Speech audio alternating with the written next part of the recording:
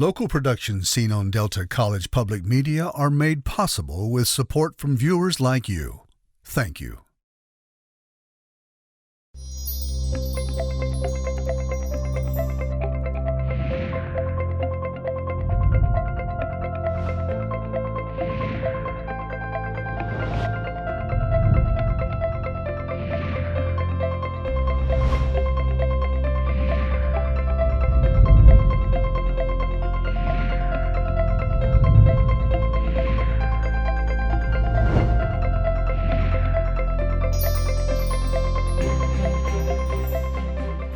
Hello, everyone. I'm Junia Doan. Thank you for joining me for this episode of Junia Doan's The Spark with my guest, LeRoy Smith, president of Optimal Value Energy and author of Nearly Nuclear, A Mismanaged Energy Transition. Welcome, Lee. Lee, you've written a wonderful book, Nearly Nuclear, that's well reviewed on Amazon. Tell us about how you came to do that. Well, I came to Midland in 1988 to take on the job of managing the natural gas supply for a very large natural gas generating plant that had been built to utilize some of the equipment that had been constructed for a nuclear plant that was supposed to be on that site. But after consumers had spent $4 billion trying to get the nuke plant done, they canceled construction.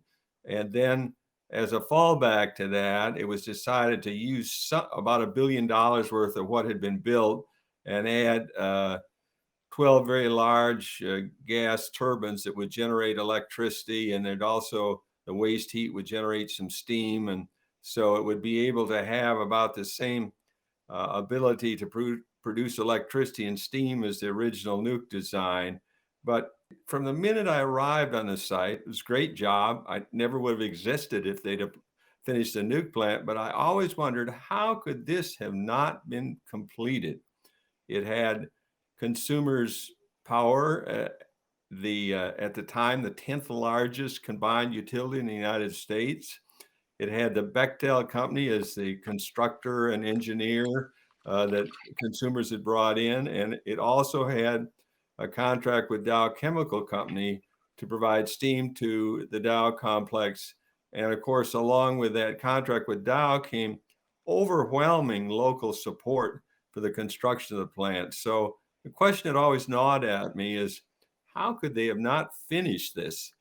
What possibly could have gone wrong?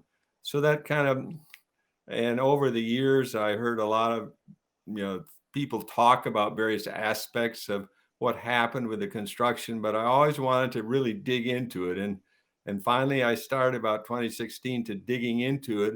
And I just found it a fascinating story. And what I found fascinating was, there are a lot of technical details that go along with this story, but the people were absolutely captivating about how they all thought they were doing exactly the right thing, although they were on very different courses, if you would. And so I found the people just very interesting. So I tried to write the book as much as possible from a people angle rather than the technical detail angle. But of course, you have to bring in the various things that went wrong and why they went wrong. So as a reader and someone who lives in Midland, I was perplexed because it was meant to generate power for 1 million homes, if I read up correctly. But in any way, I was perplexed about the number of things that were not built to specifications throughout. And that was a little discouraging to me. Well, I always say people are human, they make mistakes and this and that. But I would ask you going forward, what did you learn about management, or what could have been done better? With no accusing one side or another, because there's plenty of examples of how things could have been done better. Well, one thing that was true during the entire time that consumers in Bechtel were trying to finish the plant was regulations were constantly changing. The Atomic Energy Commission had the responsibility for the regulations up until 1974, and in that time it became the Nuclear Regulatory Agency. But the regulations were constantly changing, so consumers in Bechtel were faced with having to rip things out they build and so forth, and that really became true. This was trying to get built at the time of the 3 Mile Island accident in Pennsylvania in 1979. And so, unfortunately, consumers had selected the exact reactor design that was present at 3 Mile Island. So after that 3 Mile Island accident, there were huge number of changes that came out that made consumers in Bechtel had to rip out a lot of things. So part of the problem was just changing regulations. There's one study I give in the book where from the early 70s to the late 70s, this study had indicated that costs of things like labor and different kinds of materials went up from 30 to 50%. So that was one factor. The second factor was that Bechtel and consumers did not seem to be able to get on the same page as far as managing the quality control aspects of the construction. And there's some examples again of that in the book, but consumers just never seem to be able to get the quality control function under control. Of course, that's my judgment, but that it seemed to me there were, from people I interviewed, that was a problem that existed, just for lack of a better word, we might call it coordination. But there were examples about how you should manage the construction of nuclear plants out there, but Bechtel and consumers did not really seem to adopt those management techniques. Did you speak to anybody from Bechtel, or many people, a few people who actually on the job or knew about the job? Actually, one of my disappointments in doing research for the book was a lack of ability to find Bechtel people that would talk to me. I did interview one Bechtel engineer who was helpful, and of course, in the book, I talk about what some of the workers had to say that were, craft people that were working on the construction, but I did not find Bechtel people responsive. I always remember trying to locate one person, and after doing a lot of searching and subscribing to these search services, I found this particular individual, and I got him on the phone, and I told him who I was and what I was doing, and said, I just wondered about his experiences. And his response to me was, well, I don't know who would ever even want to know about that. And besides, I don't want to talk to you. And you what? What did you say at the end? And besides what? And besides, who would want to know about this? Well, me, for one. I read, when I was reading up about you, you've written on fracking and other technical issues related to oil and gas, but I don't think they had any inclusion about personalities, did they? No, and of course, I tried to learn from my previous experiences. For example, when I was writing about fracking, I was trying to, it was written for the general audience. It wasn't, a series of articles was not written for a technical audience. And so I thought I was being very clear in it and very trying to just explain everything in a layman's terms. And I got a lot of responses from those articles to the effect that, I found that interesting, but it was just too technical. So I tried with this book, when I got to anything that I thought might not be of interest to the general writer, to the reader rather, to put it in an endnote or put it in an appendices, to not have it in the text. And then the feedback I've gotten, I think maybe I was able to mostly achieve that there are a lot of technical things you can talk about in this story, but like I say, I tried to put them in the endnotes or in the appendices and not have them in the text of the book. Have you ever taken writing courses to write from a storytelling point of view? No, not formally, but as I mentioned in the acknowledgments in the book, my wife spent a career teaching kids how to write. And, poor thing, she didn't realize that in retirement, she'd have her most difficult and challenged student. So I guess I've taken her course in dribs and drabs. And so she was extremely helpful in getting this together. I also was very fortunate in Michigan State University Press, who published the book.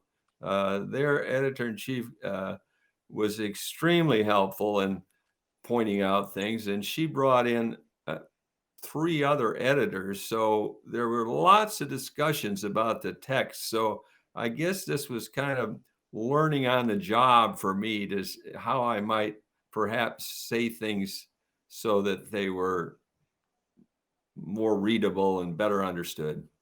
You could take that on another subject like renewables. Yes, I would like to write some more. Actually, MSU Press wanted me to write, at one point, wanted me to write a final chapter about where we are today and so forth and so on. And I did write the chapter, and I very much enjoyed it, writing it. But as I wrote it, I said, well, this is fine, but I don't think it really belongs in my book. And I sent it to him and said, here's a chapter that you wanted, but I don't really think it belongs in the book. And then they agreed with it. And so that chapter did not get into the book. I did try to convert that chapter into an article, but maybe I'll go back at it again someday, but I was not successful in getting the chapter published as an article. So if you were going to design our electricity system, what would you have our utilities do? Well, of course, right now, if you look locally, Consumers Energy, which is what Consumers Power calls themselves these days, has a very ambitious plan to convert to renewables. And they have a plan in place that is even more ambitious than they had back in 1970, when they were going to have everything, where they were going to have 45% of their generation nuclear by 1980. Now they have this plan that they're going to have over 50% of their generation renewable by 2040, and it's a very ambitious plan. And I agree with their attempt to do this, but I really think that, surprisingly enough, I guess, that small nuclear reactors should have a place in this transition to renewable energy, because I just find batteries to be they're good for 2 or 4 hours, where if you got a bunch of these modular small reactors, you would have a diversity of backup to that renewable system. I'm cautious about renewals because of reliability and also cost to the consumer, especially to the low income consumer. Don't know what to do about it, but I'm certainly thinking about it. So, and we depend on power. Now, just moving over to the grid, are we really vulnerable, and how would you protect our electrical grid? Well, to the degree that I know about it, I would say, yeah, there are vulnerabilities. And one solution in one location that's been proposed for that is TVA is looking at the possibility of supplying some small nuclear reactors for backup in the Oak Ridge area. And they also would make, let's say, a circuit around Oak Ridge. They could isolate that from the larger grid and rely on these small reactors to provide them power in the event of weather, or, there is the ability to sabotage electric Right. transmission grids too. And so So I guess the crux of that program would to be able to isolate sections. The way our grid is constructed now is you can have cascading outages as one area affects another one. A number of years ago, we had one of those in the northern Midwest, where you had a problem in Ohio, and then the grid was unstable there, and that unstabilized the grid in Michigan, southern Michigan, and that unstabilized the grid in Ontario. So I think part of the solution has to be able to isolate, still fairly large geographic areas, but not have outages able to cascade from one state and region to another. Who has say over that? Is it a federal issue, a state issue, a consumer powers type utility issue? How could you affect that? Well, there are in this country areas that manage electrical supply. One of them is called MISO, and I can't think what MISO stands for. But at any rate, it's not the Public Service Commission in Michigan that is making the rules that MISO is putting in place. I mean, they certainly have a role to play in that, but you have these regional transmission areas that are trying to cope with today the fact you're bringing out all of these wind farms and so forth, and you've got to have ways to be able to integrate that generation, which frequently is located not in a place where it's historically been. You've got to be able to integrate that generation into the larger electric grid. And so it really falls to these regional organizations to try to manage that and figure out how to make that work. I always thought gas was a really good idea, but I find the environmentalists are hostile to it.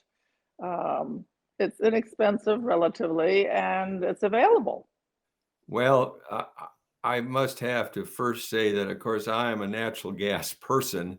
I started out as a petroleum geologist working in Louisiana and in Texas, and then developed a business expertise in managing, the purchase, transport, storage of natural gas. I'm so much a natural gas person that my personalized license plate is CH4, which is the chemical symbol for methane.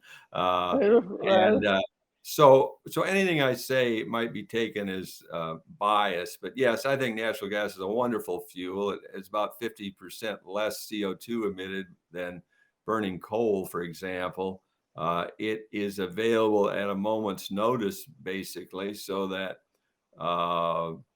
it can come back. I mean, that regional outage I was just talking about earlier, at that point, the Midland Cogeneration Venture, which is a facility in Midland, which was built, which I talked about earlier, it was knocked off the line because when you get a cascading outage like that, you have physical problems in the grid, but it was able to come back in like 20 minutes after being knocked off. And, there's some segregation, so that it was able to deliver power to the grid. So it has a ability to, and then it continues to be available. Whereas with these large battery arrays, you're going to have power for maybe 2 hours, maybe 4 hours, but then you're done because you got to recharge them again. So I think, and one thing I said in the book is I said, natural gas needs to stay around until such time as we've got all these transmission issues worked out and the integration of all of these new renewable sources worked out.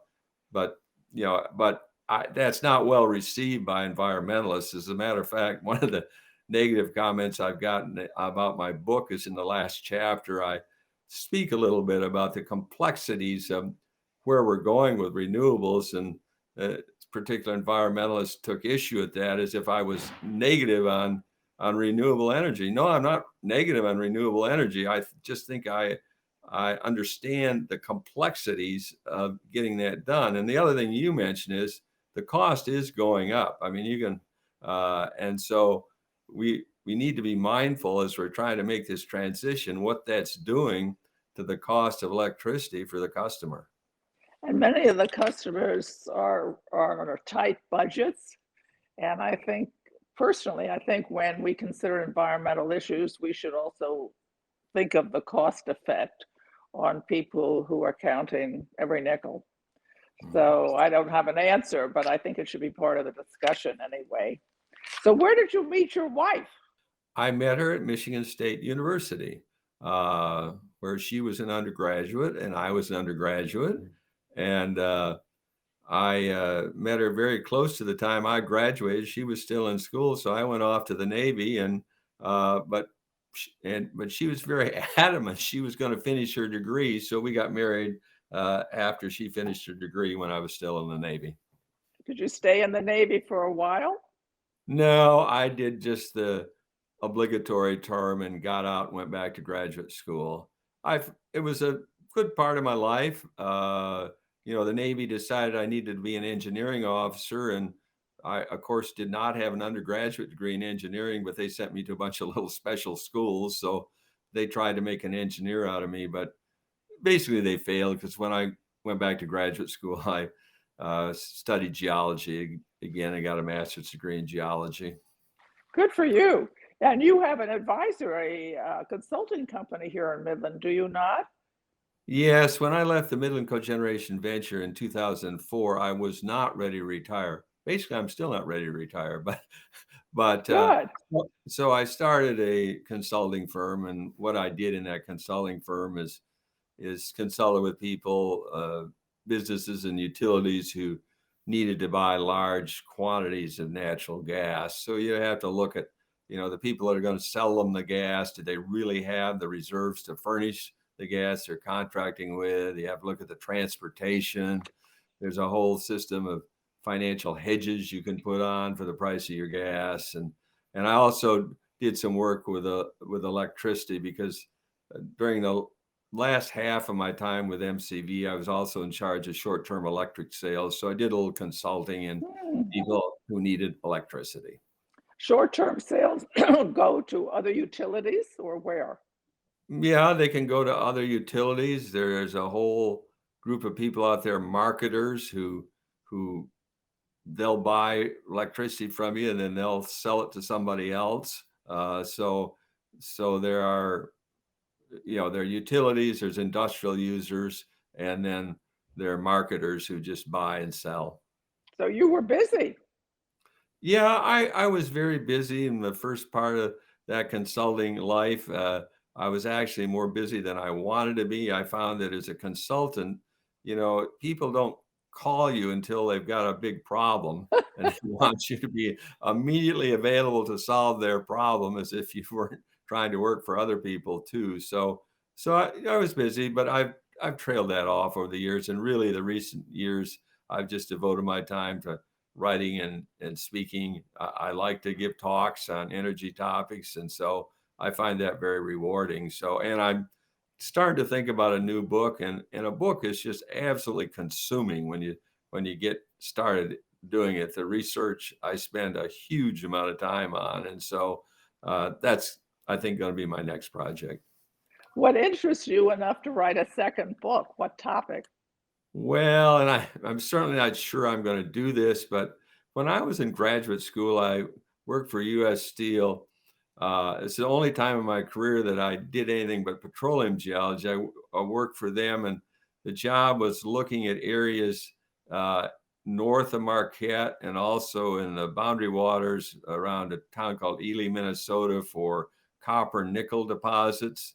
And we didn't find any, by the way, that summer I was working for them. But then years later, people did find those types of deposits. And it's an interesting story about once a company locates them, are they going to be able to permit a mine? And there is a case north of Marquette, the Eagle mine, where a mine was permitted and it's in operation. In the Ely area in Minnesota, there's a lot of environmental opposition. And then there's another commercial deposit that's over in the western part of the UP, right on the Minnesota or Wisconsin border. And so I just think that would make a good story, but whether or not I can pull that all together and make it readable remains to be seen. In other words, are you going to find interesting people enough to write about them? That's precisely it. I knew with the Midland project that there were some very interesting people around, and as I worked on it, I found more.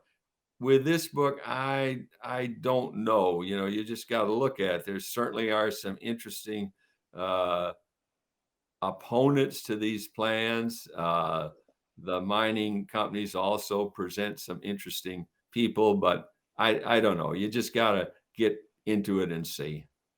So we're almost out of time, but quickly tell me what you'd like to lecture on or what you do lecture on.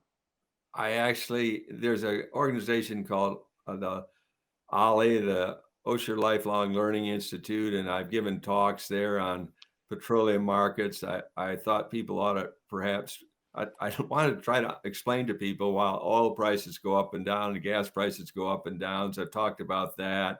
I've talked about coal deposits, which is interesting in this area that there was coal at one time. I've talked about, well, of course, before I wrote the book, I gave a number of talks about this, the nuclear plants and that history. So I generally talk about stuff that I'm interested in and I think I have some background in, but I just enjoy it. And there's a OLLI organization at Saginaw Valley, and there's also another one in Grand Rapids at Aquinas College, and I've given lectures to You're both of busy. them. I need Yeah. to stop you. This is so glad I asked the question. I am so glad you want a good speaker. Lee is it. Thank you for tuning in, everybody. It pays to have a technical degree and to be curious and to understand complexities. They're usually not simple answers. Everyone go out and do something kind for someone you know and someone you don't know, and do it every day. We really need it now. Bye, bye, bye. To contact Junia, send her an email at juniadonsthespark@gmail.com. For more information, program schedules, and news about future guests, go to www.juniadonsthespark.com. Thank you for joining us. See you next time on Junia Doan's The Spark.